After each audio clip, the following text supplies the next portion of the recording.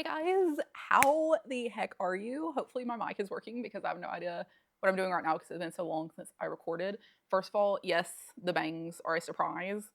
Trust me, my phone is a little bit confused too. But we're all just gonna have to get used to them, right? Because I love them. They're really cute.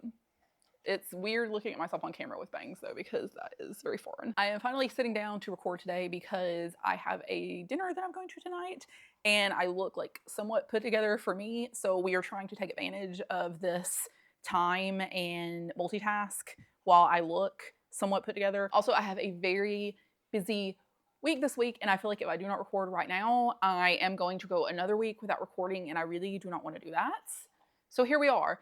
And thank you so much, Anna, for making a plant tag video, even though I am way behind at this point. It'll be mid-ish year plant tag. And to be honest, probably my end of year plant tag, plant wrap up, whatever is gonna be late too. So this is more of like a true mid-year for me. I was really wondering what to record anyways, because I have so much going on that I've not talked to you about in so long. Like, I didn't even know where to start. What kind, like, am I doing a favorites video? Am I doing an anthurium updates video, a walkthrough video? What are we doing? And then I get on YouTube and I see Anna has made this plant tag. So blessings to you, Anna. I do also have a couple of other questions from another YouTuber that I recently discovered who did the plant tag, and she added on 2 questions, and that is Leaners62. So if you do not know Anna, that is crazy. I don't even know how that's possible. Go follow her. She's amazing. And then the 2 additional questions from Leaner62, which I'm going to throw in at the end because I thought they were good questions, and why not? Honestly, I probably shouldn't do that because I feel like this is going to be a long video anyways. I promise I will put bookmarks in so you don't have to watch it all in one go, because let me tell you, I've got a lot to talk about. So we are going to be here for a hot minute yapping, and if you don't have the time to watch it all in one go, the bookmarks will be there to have your back so you can come back later. So the first question, best plant of the year. I'm probably going to do an anthurium and non-anthurium for a lot of these because I am very heavily anthurium biased. They are not out here. These are all my like non-anthurium. Well, okay, so I do have some anthurium out here, but most of my anthurium, my like rare, cool diva anthurium, are in my tent and not out here. And these are majority not anthurium. There are a few sprinkled in. So I've got my like typical houseplant collection out here, non-anthurium, and then my anthurium in the tent. But I'm biased towards my anthurium, so I don't want to pick anthurium for every single thing on this whole list because I just can't help myself. So starting off with this one, I am going to say, I'm going to twist you around and the lighting's probably going to be terrible. So best plant of the year. Can you see this guy? This is my Xanthosoma sagittifolium. Yes, it is that big. So this guy looks like an alocasia or a colocasia, an elephant ear, if you will, because it is large and it has that same shape. It is not though. It is a little bit different. Growth pattern, however, very similar. I have him in semi-hydro. So this is one of the few plants that I do have in semi-hydro because I would say this is semi-aquatic. I have this growing in a similar manner as I do my Certosperma, I always say that. Certosperma johnstonii, in that it wants to sit in water all the time. So I have this in, it's actually in a mix of pond and river rocks because I went to repot it because it's giant, if you can see this giant pot that it's in. And I did not have any more pond, but I had a bunch of river rocks that I had washed for an outdoor project. So I just used that and it has been working just fine. You can see its last leaf that it gave me is a little bit smaller, and the one that's coming out is a little bit smaller than this giant one. And I think that's because I went too long without flushing it. When you have a plant like this that's like sitting in water all the time, and I'm just using tap water to water it, I think it's good to flush it every so often just to kind of like clear out the gunk from it sitting in the water for so long. And I think it did appreciate that because it did immediately, once I did that, give me this new leaf that's coming out back here. Can you see that? What's in the way? This is in the way. There it is. Okay, this is the new leaf. Even though it's smaller, it hadn't given me a new leaf in a little bit. So I went ahead and started putting out a new leaf right after I flushed it through and gave it like a new pot and fresh water and fertilizer and all of that. So I think I'm not very knowledgeable in the whole semi-hydro thing because I do not grow hardly any of my plants in semi-hydro, as I just stated. But I do think that that's the thing where you're supposed to like rinse them out every so often to kind of like flush out the residue and the old fertilizer and just like funky sitting water and stuff.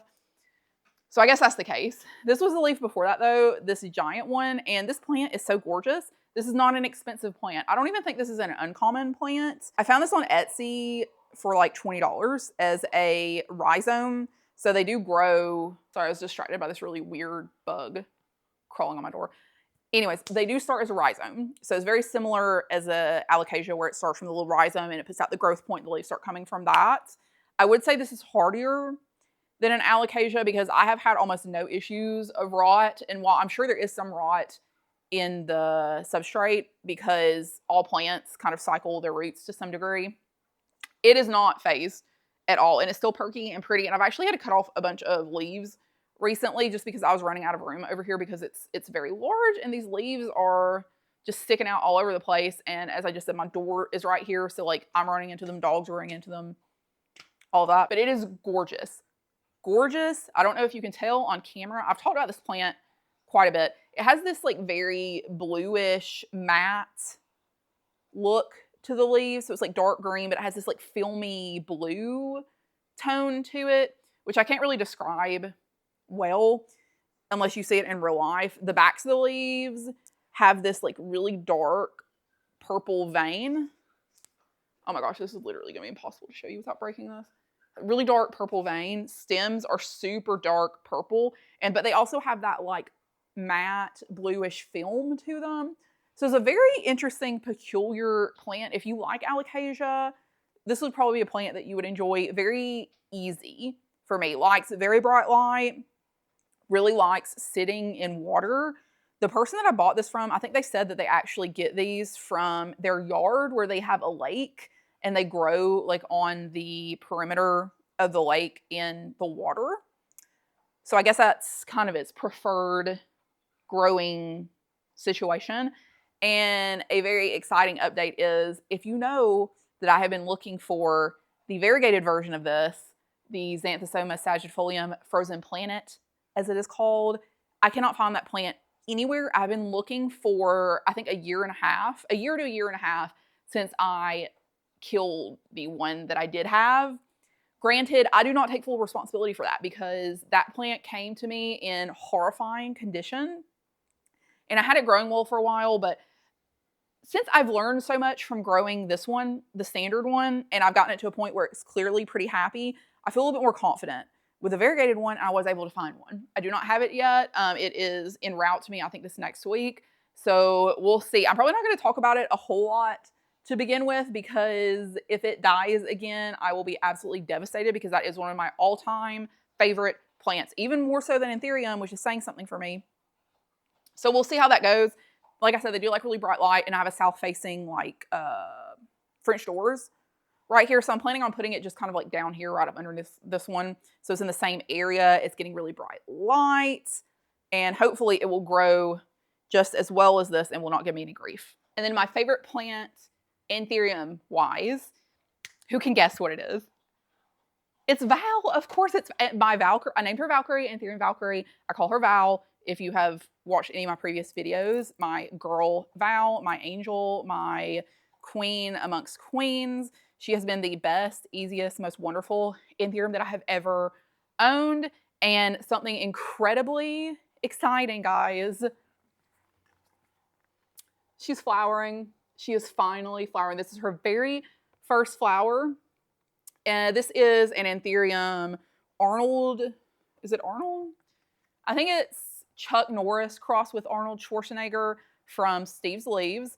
And the parent plants are both variegated in a similar way.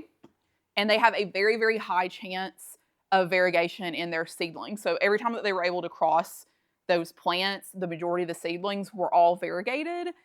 So I'm hoping that if I cross her with herself to make like an F2, that I will get a really, really high chance of variegation. And I may have some of these to go around depending on how that goes. With this being her first flower, I don't even know if it's going to produce pollen or much pollen or how viable that pollen would be. So we'll just have to kind of see. I will, of course, collect pollen if I'm able to. I'm definitely not going to pollinate it, even though she is such a vigorous grower. For a variegated anthurium, this is the strongest anthurium that I own. And she is quite highly variegated, but I think it's because of the variegation pattern, where it's kind of like that pointillism, pixelated type variegation. She still has quite a lot of green to her leaves, so it doesn't really impact her growth.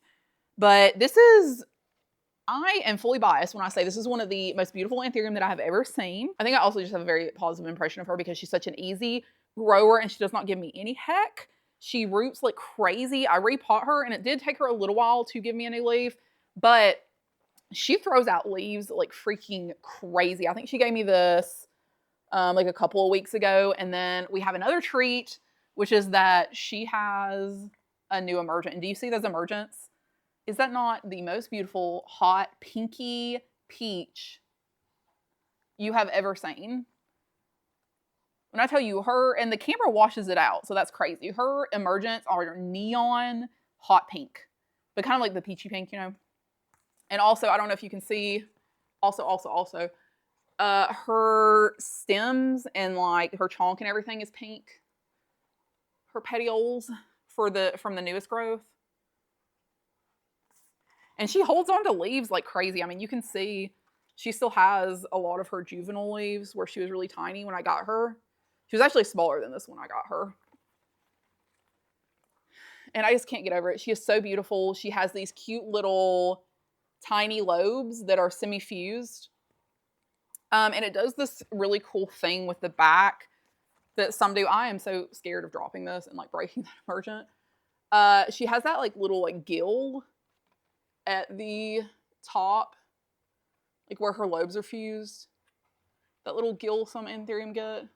It's so cutie. And when she comes out and her leaves start hardening off and she has like those pink veins, which you can't really tell because the camera washes it out, of course, but oh my gosh, yeah. Definitely the most excited I am to make a hybrid is her with herself.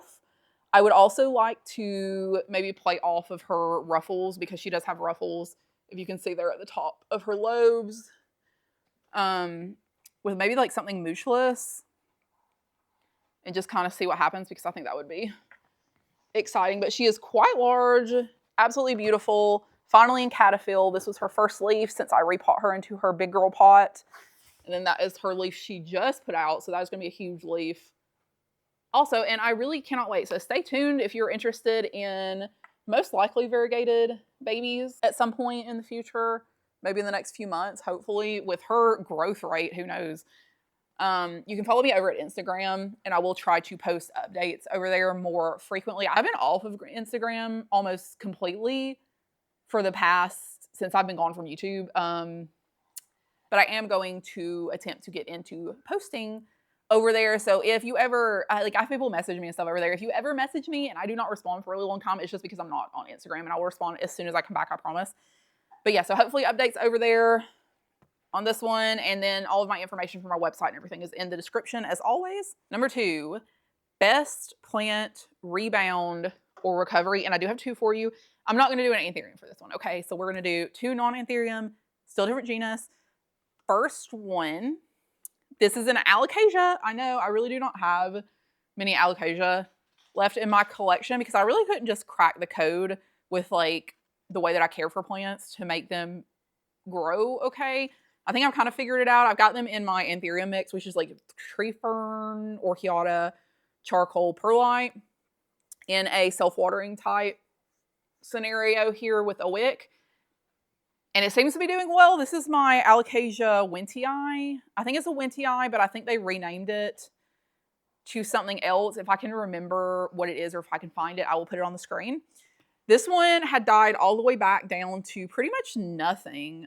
We do have a leaf that's literally falling off. But it had died back to almost nothing. And this is a whole long story. So I had this one, which is like the golden variegated one. And then I had this one, which is the silver variegated one. But I had this silvery purple variegated one first, and I thought that I had totally killed it. And I had a pup just pop up out of, you know how alocasias do sometimes?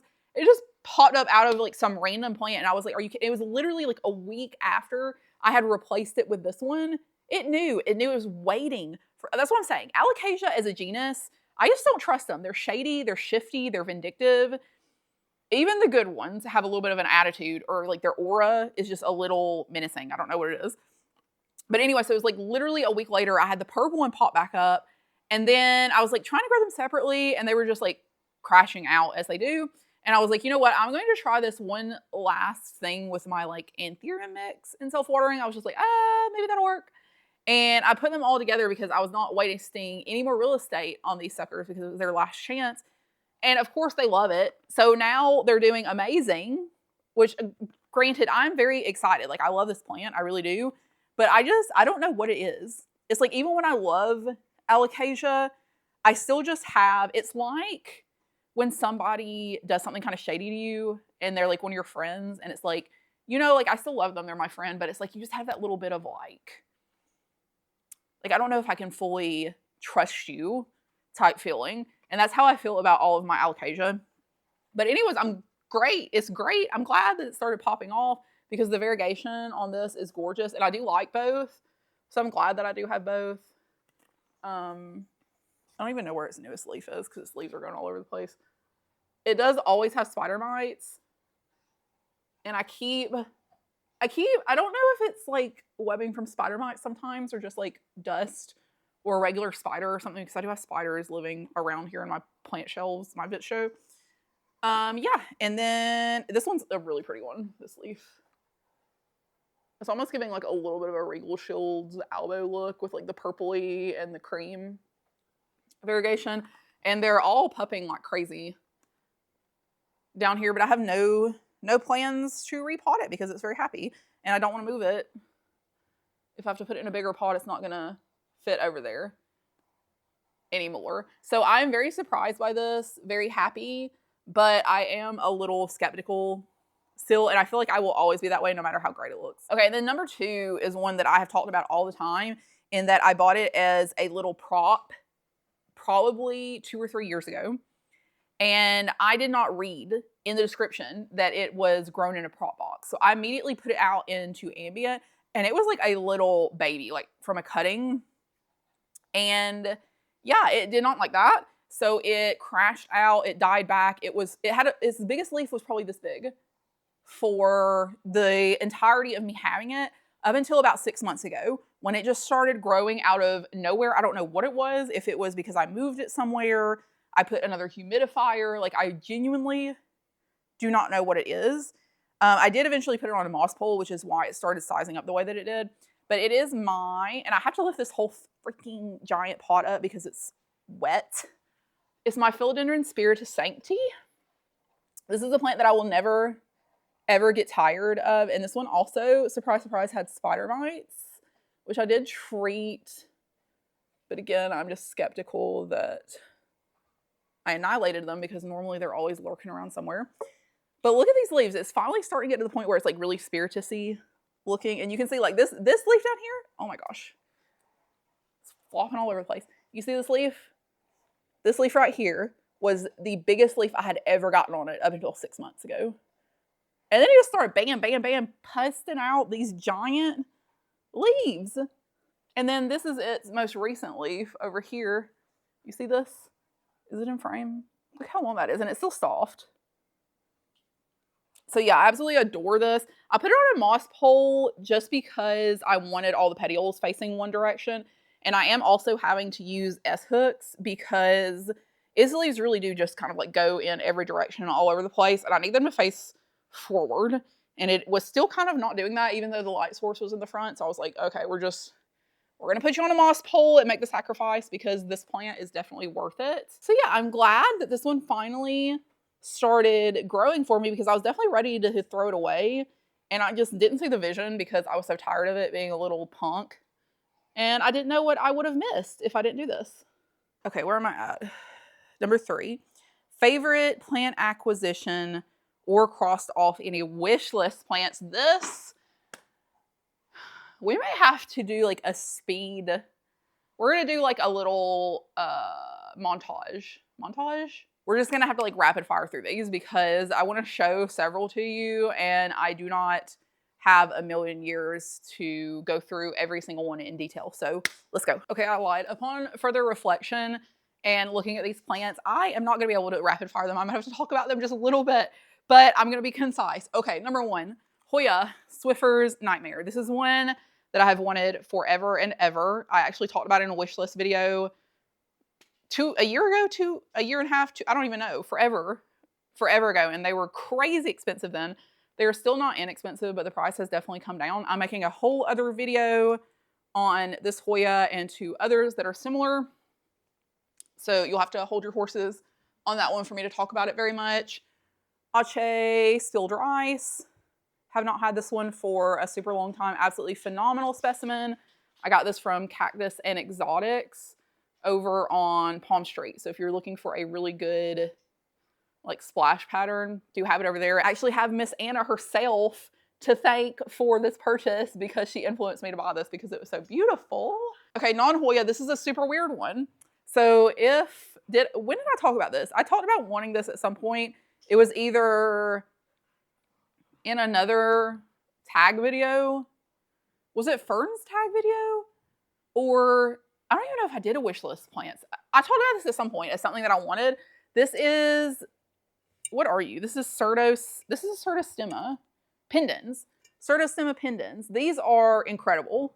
Look at that growth pattern. Literally the coolest. They have these little like taco leaves.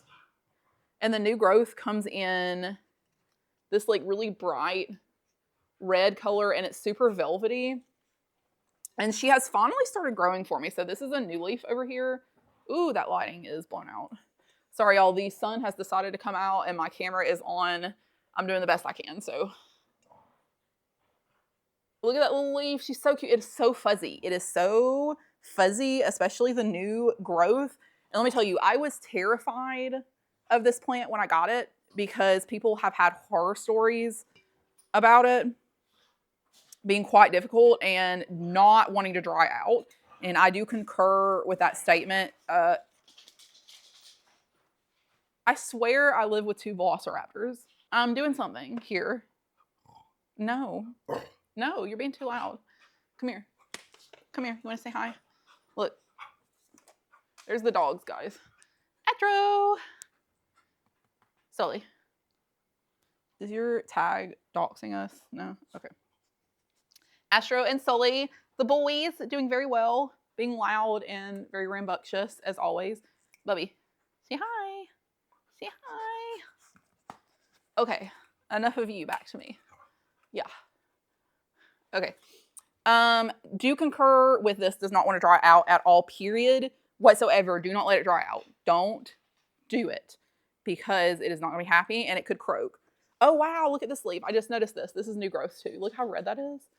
I just cannot. Okay, let's just take a second to look at this.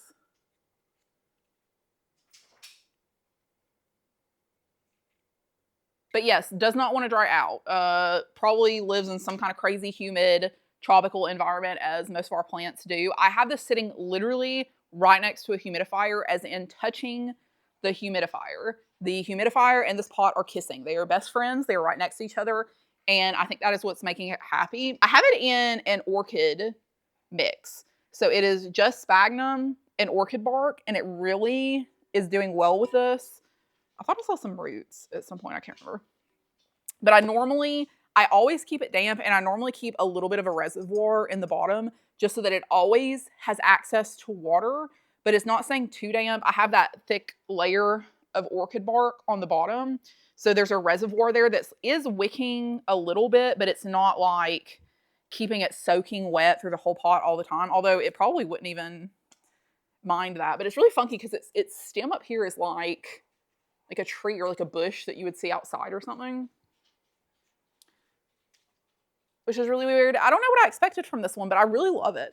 And it's been doing pretty well. It literally just started growing for me. So we'll see kind of like how it looks in a few months, but I would love to see it just like cascading down. And when it blooms, the flowers kind of come out of these little taco leaves, which is cool. I mean, that is just so cool. How does it grow like that?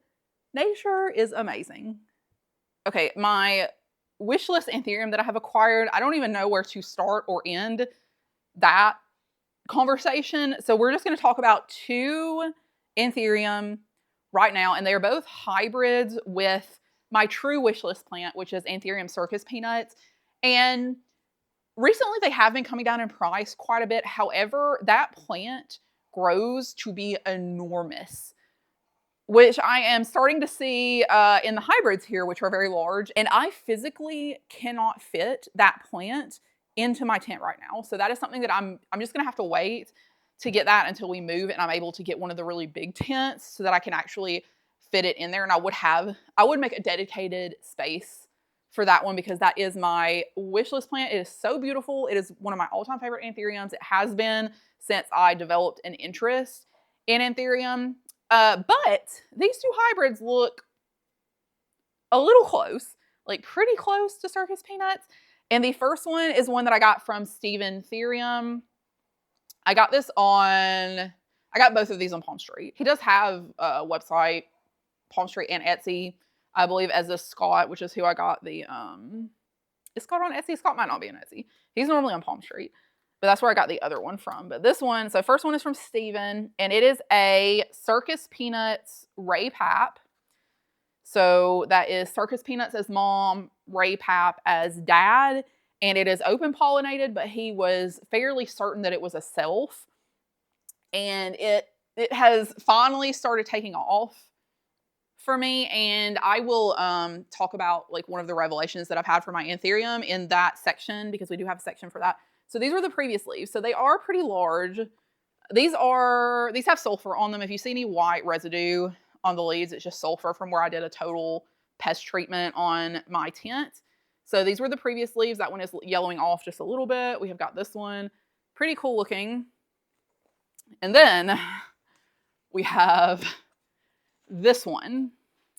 So yeah, what do I even say? I am so impressed by this. I genuinely, I don't feel like a driving need to have circus peanuts at this moment with this one and the other one that I'm about to show you, just because I do see a lot of that similarity in both of these, but also they just kind of scratch that same itch. This one has very red, oh my gosh, I feel like I live in Jurassic Park. No, if you mess up these plants, I'm gonna fight you. Anyways, this is almost looking like a little red vein dark phoenix or something to me. Very, very dark olive green, but the veins are crazy red.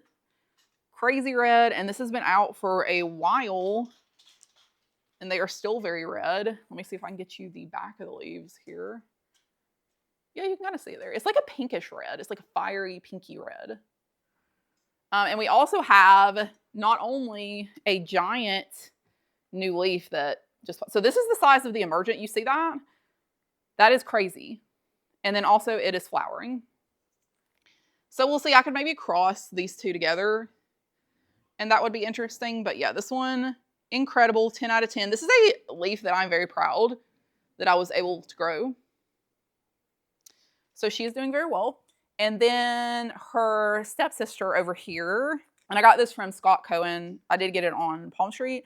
And this is Circus Peanuts crossed with Carla Blackier. So Circus Peanuts is mom, Carla Blackier is dad. This is their baby that I'm about to show you. I will also say that another reason that I'm waiting on Circus Peanuts is they are very hard to breed. So I have heard from a lot of growers saying that they're difficult to get a successful pollination. And then even if it is a successful pollination, a lot of the seeds, either the berries don't ripen correctly or the seeds are just not viable or blah, blah, blah. So it's kind of one of those things where it's like the Circus Peanuts would mostly be just a collector's plant for me and I wouldn't be able to use it for breeding so much. So it's not that urgent, I guess, because I'm trying to focus on getting my plants to where they need to be healthy enough to breed successfully to, you know, obviously like supply my shop and stuff. Anyways, this is her. She's larger than the previous. So this is quite a large leaf. This is the largest one that has given me. These are the previous ones. This one is a little less bolate. She is, I would say, more Circus Peanuts in texture. Like she is still bolate, but she's not as, you know, the other one is like, I don't even know if I can hold them both up at the same time. Maybe. Oh, I need to go to the gym more. Oh, there's a thumbnail. Yeah, okay. Oh, I can't keep holding those up. These are so heavy. You can see how big the pots are. Anyways, so she put out this leaf. This is definitely her biggest leaf that she has given me. And she is much slower to grow. Like, she does not like to put out leaves all the time. But also really beautiful. She does have a lot of that. I think you can see it more from the back. The red veining. But it's not as high contrast as the other one because the other one is darker. This is more of an olive green. The other one is like a really, really dark, like brownish, like hunter green almost. But this one does look quite circus peanuts as well. So see what I mean? Like, I feel like this is really scratching that itch to the point where it's not like, oh, I need a circus peanuts right this second. But yeah, so she's really beautiful. This is grown from prop, from one of his, I guess, like holdbacks or something. But yeah, really love this one. I'm glad that she is very happy and is putting out these big leaves. However, I don't even know what to do with this. Like, see, this is what I'm saying. I need a bigger tent. Like, it's getting to the point where it's like, I need a bigger tent. I really do. She may just have to be a 1 to 2 leafer for the most part, which I guess is not really an issue because she's a slow grower. So maybe that's a blessing. Okay, we are at number 4, which is any new plants that caught your interest. I will speak about a group of plants. I don't even know if they're all in the same genus because they're all named differently. But okay, a group of plants that has caught my interest that I never thought that I would be interested in, and that is ferns. You heard me right. Ferns. Who would have? I was terrified of ferns forever because they were in my brain. I think I've heard so much that they are like really difficult to deal with because they do not want to dry out at all. But I'm like, I'm literally taking care of all these diva anthurium and like the certostemma and stuff. So I was feeling a little more confident. I was like, you know what? These ferns are looking kind of cute to me. I love that they are lower light accepting. That does not mean no light. They do still need some kind of light. And I do have reasonable humidity in my house and have them in decent light and keep them very moist. But they've been doing really well. I have several varieties. I have like the Blue Star, I think that was the cotton candy. I have got a maidenhair. I've actually got a couple of maidenhairs and a normal rabbit foot fern, which are kind of the more common varieties. I'm going to show you the 2 more uncommon ones that I do have. But if you're looking for something to go in those places that are not no light, but are a little bit lower light than, say, you would be able to put a philodendron or an alocasia or whatever and have it grow well, ferns are great to fill in that spot. So I had so many places, especially like, I don't know if you can really see it, but like up top here, and like towards the end and stuff, where it was just a gap and I couldn't really put anything there because I had larger plants going over the top that needed the brighter light and their leaves were kind of taking up that space. So the ferns have just been great to kind of like fill in those areas. They have not been difficult at all. I just keep them moist all the time. Hello. How are you? Did you miss your friends? You want to say hi? Yeah, okay, don't lick my face, please. But they have been really fun and they are kind of whimsical. You know, they do kind of give it that kind of like foresty, cozy vibe, and they have been easy to take care of. They have not been difficult as long as you keep them moist. And what are you eating? This dog. Anyways, I have really, really been loving them, and I encourage you to look at them in a little bit of a different light and maybe give them a chance in your own collection because they have been very fulfilling for me. The first one, which is a total weirdo, this is my ant fern, and the specific variety is, I cannot read or pronounce this, Lechinopterus. I can't. I'm going to put it on the screen. I literally cannot with that. And I'm also going to put the information for where I got this on the screen because these are very difficult to find. And I found this great seller on PalmStreet, and she sells a lot of different. Sorry, my bangs are like a foreign object on my face. But she sells all kinds of super cool like staghorn ferns and ferns in general and like hypersia and things like that. Just things, she's like a specialty shop for those like kind of like weird genera that you don't see frequently other places, or other places would have like maybe like 1 or 2. And she just has like the full spectrum of all the cool weird plants. So anyways, this is AKA an ant fern. And these guys are really cool because they grow from this really weird rhizome, and they have a symbiotic relationship with ants where they provide a little house for the ants, and the ants eat all the baddies that are trying to attack the plant. So they are besties and they live in harmony. But if you can see how weird that rhizome is, I don't know if I'm going to put B-roll in order for you to see it. But it has this crazy looking rhizome. Look at that. It's like super knobby. And then, of course, the fronds grow from that rhizome.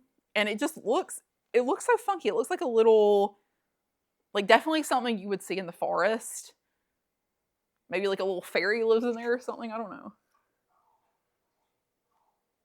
But it's just so weird. And like I said, I was like super into ferns anyways. And I discovered this and could not find it anywhere. And she was selling this. Like, this is a very large example of a rhizome of this plant for the same price as other places were selling like just a very small cutting of the rhizome because they're just uncommon and they're difficult to find. And she is able to source them. I guess I know she takes some trips overseas to maybe like Vietnam or Thailand or the Philippines or something, like those areas that are able to produce these more frequently than here. But yeah, I'm really loving this one. A lot of people will like mount these, but I'm just growing it in, what is this? This is sphagnum and my anthurium mix topped with a little more sphagnum, which I just like surrounded the rhizome with. And it's doing really well with that. I've got a lot of new little like fronds and stuff coming out. So she's been doing great. So that one is super cool. There are like a lot of different varieties of this where the fronds look a little bit different or the rhizomes look a little bit different. There is one that I have seen, and this will go for, that caught my interest. So this is one that I may be interested in acquiring at some point. And its rhizome looks like a slug or something, which does not sound appealing. I don't know what it is. It's like the weird stuff. I just want it. I don't know what to tell you. I just want it. It looks weird. Even to me in my brain, I'm like, okay, this is weird. Why do you want this? I don't know. What do you want me to do about it? But I'll put a photo of it on the screen because it is really cool. And I think it's different enough from this one to kind of like warrant having both. Astro, come here. Would you like to say hello? She's not really. Okay, the next one that I'm going to talk about is one that is a variety of something that is very common, which is the rabbit's foot fern. And this was not easy to find. I just found some random person on Etsy that was selling a cutting of one that they had, and they were not like a plant seller or anything. They sold like, what did they sell? It was something random. It was like housewares or something, and they just randomly had a cutting of this. So I like snatched it up as fast as possible because you cannot find these hardly anywhere. And it is a giant rabbit's foot fern. There are different varieties of this where the frond, leaf frond shape, whatever, are different. So this is the one, I do not even know the specific variety that this is because it did not come with an ID. It was just sold as a giant rabbit's foot fern. And the difference is, A, the fronds are very large. So this is a really cool plant to kind of like set up on a shelf if you want something that's kind of architectural and like aesthetic. And the fronds hang from these really long stems and they're kind of like wavy and flowy. So this is just like a really cool plant to have up somewhere and kind of like hanging over. And it came with 3, I'm going to call them fronds. I don't know if that is the correct anatomical term for them, but that is what we're going to be calling them here. This was the only one that I kept because the other 2 were like super duper beat up, but it is growing finally. And you can see again with the super cool rhizome, dude, this is like the golden chicken fern almost, where the rhizome is just really chonky and fuzzy. It looks like a foxtail, kind of like how it's like, it gets lighter towards the end, like down here. And then it's this like really red, fuzzy rhizome, which is really cool. And then it puts its little fronds out from the rhizome. So you can see I have this one coming in. And oh my gosh, how cute is that? Let me move my head out of the way so that I can zoom in on this. And the light, it is a constant battle with the sunlight here. Okay, I want to zoom in on this for you guys. How cutie. And then these will just kind of like unravel and turn into this. is so fun. It's like anthurium leaves where they come in really tiny and then just like expand to these like giant things. And then I have this one too, and the cutest thing you have ever seen when they're like rolled up and emerging. I'm sorry, that is precious. That gives me cuteness aggression. But anyway, so I adore this plant so much, and it's just fun to have things. Oops, sorry, y'all.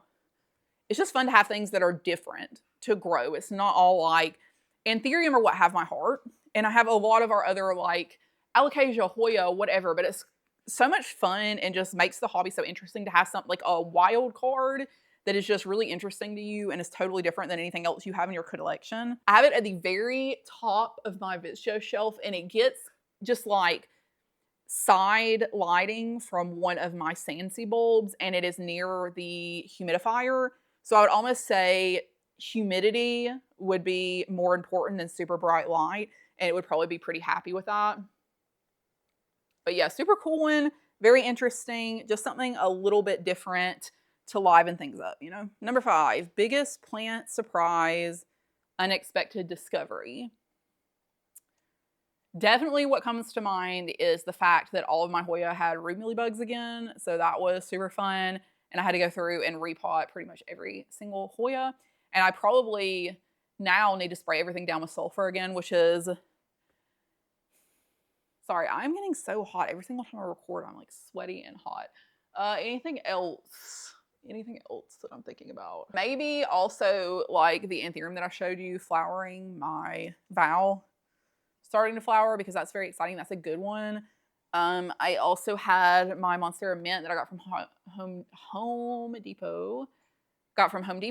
It had several leaves. I repotted it. It was doing well. It was rooting, and then it just started rotting out of nowhere. So this is the one new leaf that it gave me, which variegation looks phenomenal. But kind of a bummer that I'm having to start over because it only had 2 leaves left. This one is yellowing off, so it would just be this one left. But it is rooting. So we do have healthy roots coming out here. I've just got that water rooting. And I have not had it in here for very long. I waited way too long to take it out of the soil because I was like, it'll bounce back at some point. I've been very hands-off recently of things. I'm like, you know what? They probably got it under control. They can figure it out. Yeah, and it did not figure it out. It just kept rotting and all the leaves were yellowing. So I was like, okay, I'm gonna take it out and put it in water. And it's probably been in there for like a week, maybe a week and a half. It's not been very long, and it's already rooting. So I feel like that's probably gonna be fine. That's all I can really think of right now. Biggest plant disappointment, the next one. The mealybug thing, definitely, that is disappointing. What else?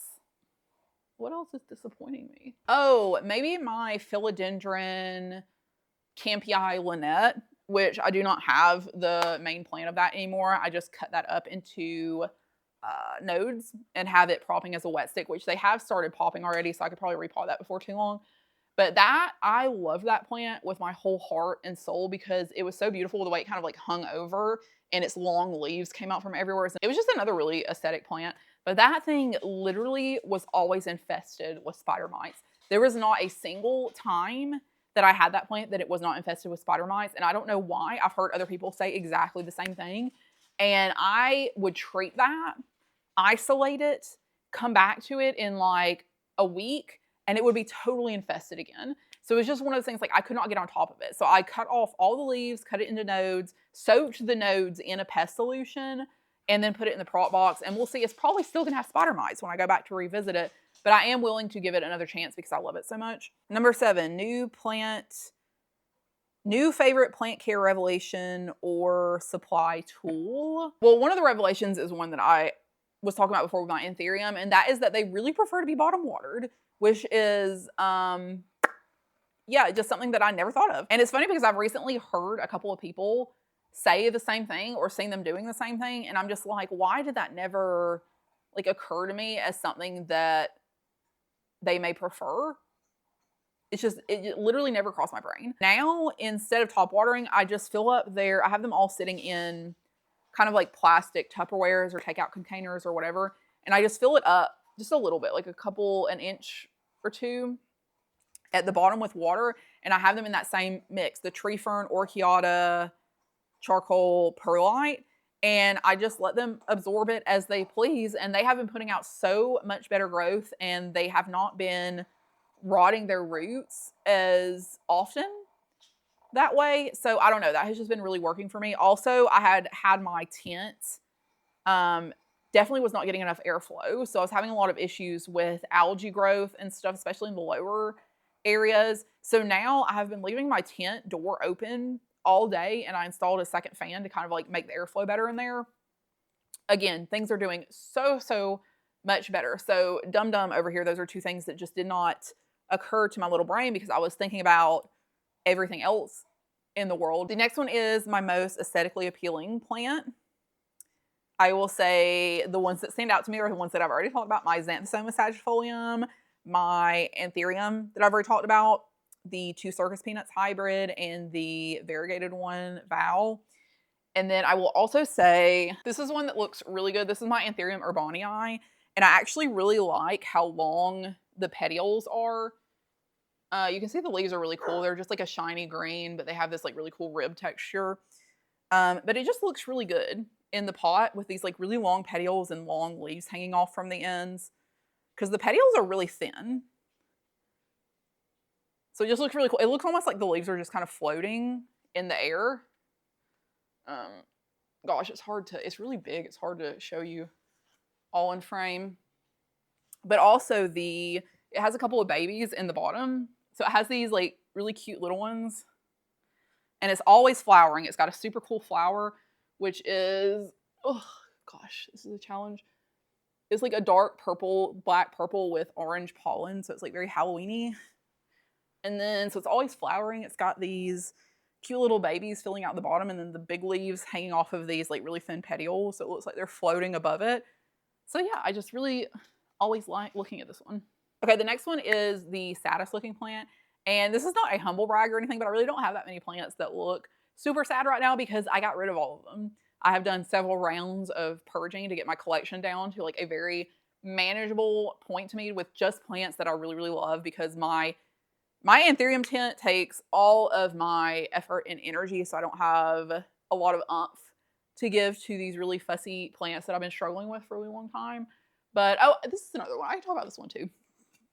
Okay, so the first one is my Stephania Nova, and she did have a really cute little leaf, but now she's just this little lump.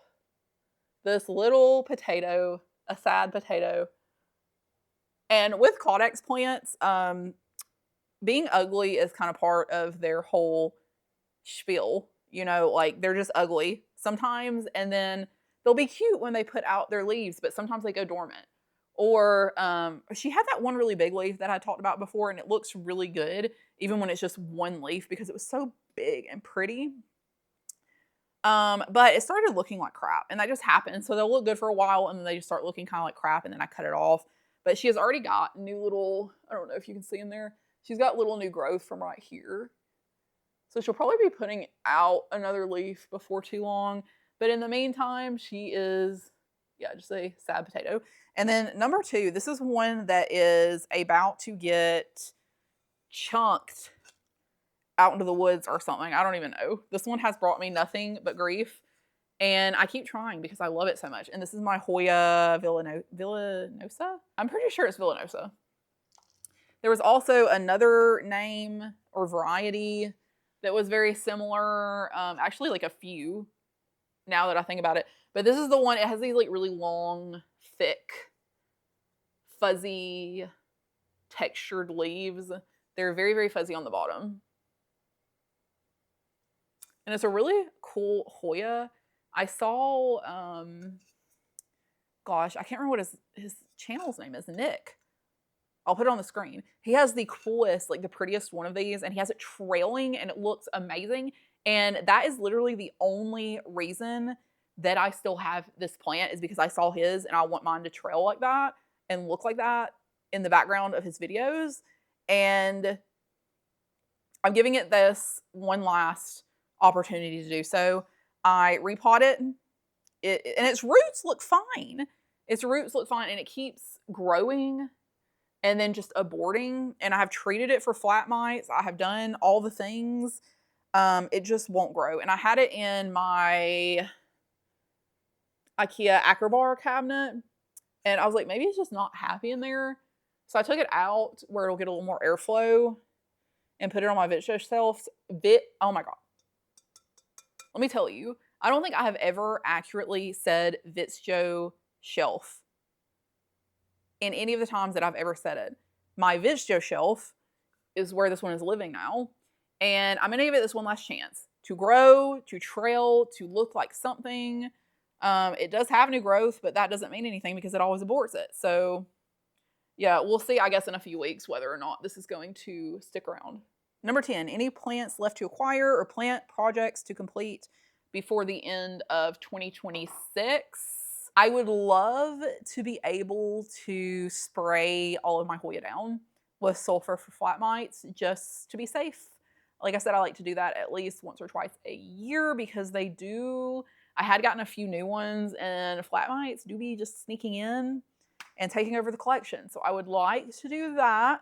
As far as plants left to acquire, I am really trying not to buy any more plants because I feel pretty comfortable with the size where my collection is right now, outside of the Xanthosoma sagittifolium, which I already have coming to me. And I think that's about it. Honestly, I'm not trying to add anything else to my collection. If anything, like I'm definitely trying to downsize some of my anthurium because I don't have enough room in there. So I'm going to be selling some of the ones that are like in my personal collection right now. The only other plants that are on my radar, Alocasia regal shields, the Albo, I would be interested in getting at some point. Again, the deal is space because that one grows really, really fast and gets really big. So I don't think I have anywhere to keep that right now. So that might be another one for like when we move.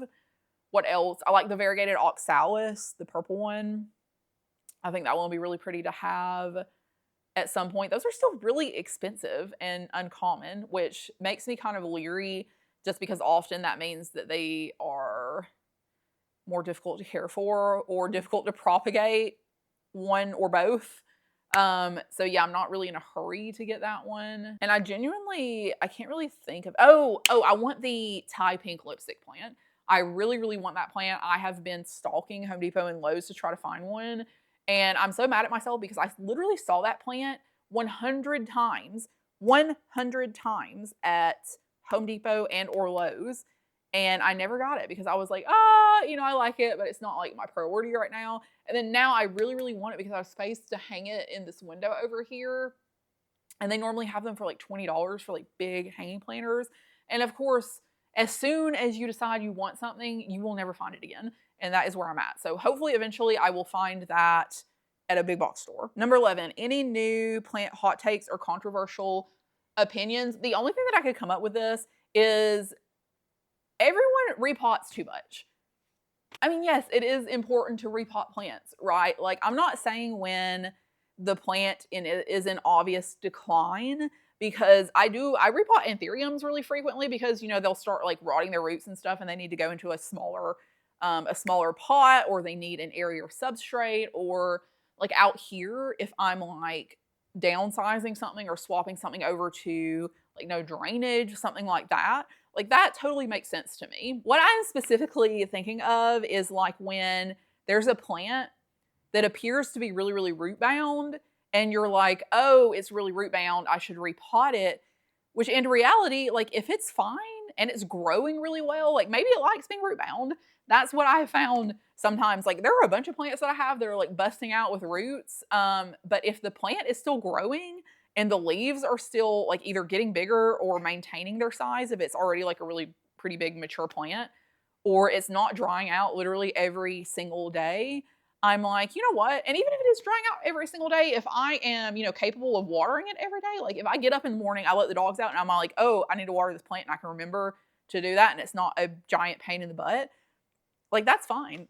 If it's happy, I feel like it's not necessary to repot it, even if it seems like it's really root bound or the roots are busting out of the pot or it's drying out really fast. If it's something that you can still keep up with, like watering every single day, or if it's happy and the growth looks great and it's not suffering and it's not like obviously declining, I kind of just feel like you should leave it alone. And honestly, that's like more convenient, right? Because you don't have to make room for like a super giant pot.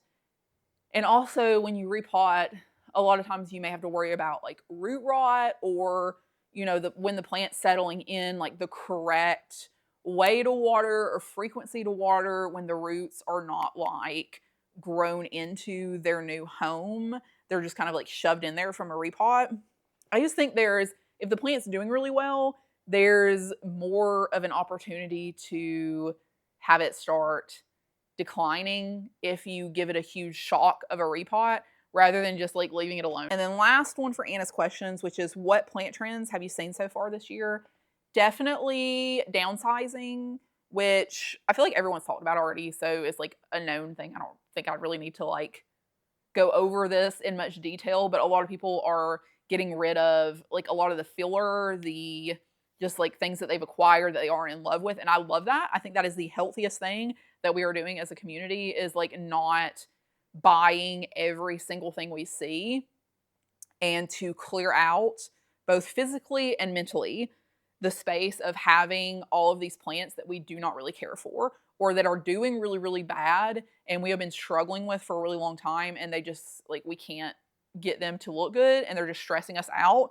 Like, why do you want to keep that negativity in your life? And that's, to me too, like that has been a big theme of this year, is making things easier for me to take care of that make me happier. Like, I don't have a lot of the things stressing me out of my collection. It's more things that are making me really happy. I've also kind of seen, feeding off of that, people collecting things that aren't as big, like don't grow as big and crazy and take up so much space, like Hoya or I don't know, like Hypersia or ferns or Caudex plants, like things that are like a little bit more consolidated and easier to care for than like really giant plants that you have to worry about pests and filling up moss poles and wiping down leaves and managing these giant petioles and giant leaves everywhere. Like things that are just a little bit more convenient to take care of. I can't really think of much more in terms of trends because like I said, I've been off of Instagram for like a month and a half, so I don't even know what's going on right now. YouTube too, I'm like way behind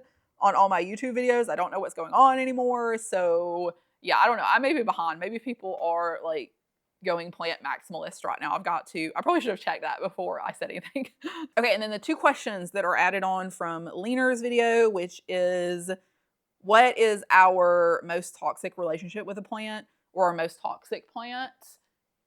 Okay, I'm circling back to variegated alocasia. So I know the Wintii that I had was like a super win as far as variegated alocasia go, and I don't have that many. I have the Wintii, I have the sport variegated dragon scale that I have, and I think that's it. Other than these two, which I'm going to talk about, because again, alocasia, they're not my kind of fussy, because like anthurium are fussy to me, but for some reason I can just vibe with them more than I can with alocasia, who just give me like a big pain in the butt all the time. So I have two variegated alocasia here that have been begging to be downsized, and I just can't because I really want to see them grow. First one is my variegated, what are you? Amazonica?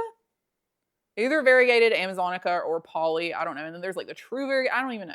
This is some kind of one of those variegated ones. I have had this bigger than this and it has died back. It has grown out little leaves. I thought that it was putting out a leaf for me finally.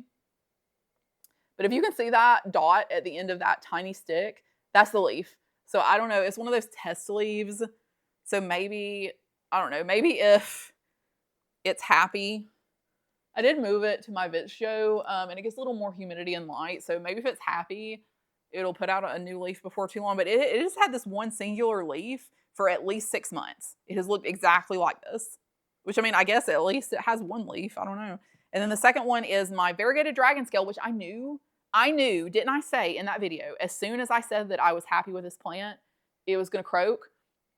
Well, it's not totally croaked. I mean, it is putting out a new leaf, but man, the last leaf on this thing was so beautiful. And then I talked about it and I was like, as soon as I say something about this plant, it is going to crash out. And it sure enough did. And so, yeah, I repot it. It is in this like self-watering thing, which has a bunch of algae in it, but whatever. Yeah, I've been leaving this leaf on here just so that it has like a little bit of chlorophyll.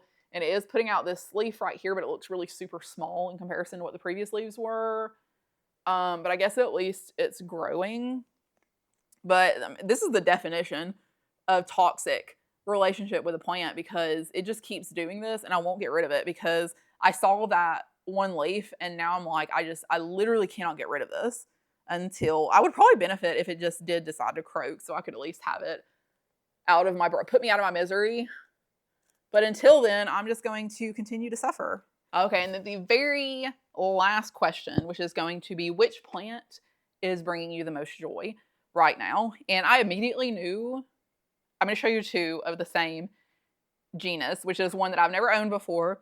I originally saw this, not this specific variety, but this genus on Jenna's Plants, which is another channel that I really love. She has really great, insightful, interesting videos. But I saw it in her cabinet and she had one called like Kaleidoscope. And I was like, oh, the blooms are so pretty. And then I went down that rabbit hole and then I didn't go too crazy. I only have two and they're not like a super expensive genus. And it's Streptocarpus, which if you do not know, it is, I think, in the same family as African violet. So it's a blooming plant. The foliage is not super interesting to look at. You typically collect them for the blooms. And I'm going to show you I have two right now. This one would technically be my least favorite, but it's still bringing me a lot of joy because the blooms are really beautiful. And I cannot remember what the variety of these are, but you can see foliage-wise, I mean, it's interesting. I don't dislike the foliage. It's fuzzy. It is kind of like an African violet type leaf where it is like a little fuzzy, but it's pretty big. It looks like snazzy lettuce, you know? But its growth, the way that it grows is really cool, like how big the leaves are and how they kind of like are ruffly and hang over. So I do think it's really pretty, but you can see the real star of the show here is the blooms. And this one is kind of yellowy in the lip. The other one that I have actually looks kind of similar to this, but these do have, yeah, a little bit of yellow in the lip, with the other one doesn't have. This one's a really pretty one right here. And the thing that I really love about these is they are very generous bloomers. Like they just constantly have flowers and are shooting out new flower spikes. Like you will probably never have a time when they don't have flowers on them, which is wonderful because it's like a pop of color. It brings a little bit more interest into the collection, you know, to have these like really beautiful blooms all the time. So where I have it is like right up here, and it is on my Vitcho shelf. They are under two of the Barina T5s, but I have taken out the glass, one of the glass shelves. So it has like a double, it's doubly high from what the typical height of the shelf is. So it's pretty far from those lights still, and it is very happy, blooming all the time. They do not like to dry out. So you do have to make sure that they stay consistently moist. Otherwise they will start crisping up their tips, which this other one has a little bit. And this one is my favorite. Is that not the most beautiful bloom you have ever seen? And I have orchids too, and this one is just so gorgeous. And like I said, the nice thing about this is it's not just going to bloom like once or twice a year. Like it's always blooming all the time. I know this one was something like Galaxy or Star or something, like something spacey. And I thought that was fitting. It looks like some kind of like cosmic body type light or something with a pattern that's in the lip, but it's just so beautiful. And so this is sitting on your shelf, you know, and then you have these like big, beautiful flowers. And in this pot, how cute is that? Like that is just, that's the vibe right there. And yeah, this one is crisping a little bit because I let it dry out a little bit too much, but it is putting out new leaves and it's constantly putting out new bloom stalks. Like it has another one. It has 3 stalks right now, and then it's putting out this one right now, which has a ton of blooms on it. And it looks like this one might be kind of going out, but it's had these for, I think my oldest one is like a month and a half old. And they are just so beautiful. All right, guys, I have been recording and yapping forever, and I am exhausted and hungry and have got to start to get this video uploading. So we are going to cut it off here, but I appreciate y'all so much for stopping back by and hanging out for a little while after this long hiatus, I do hope to start recording somewhat more regularly where I'm not going like a month to 2 months between videos, but we'll see. You know how life is, things get in the way, whatever. Anyways, it was good catching up. And if you like this video and you want to see more content like this from me, please like, please subscribe. It means so much to me and it helps the channel so much. And I will see y'all in the next one. Bye.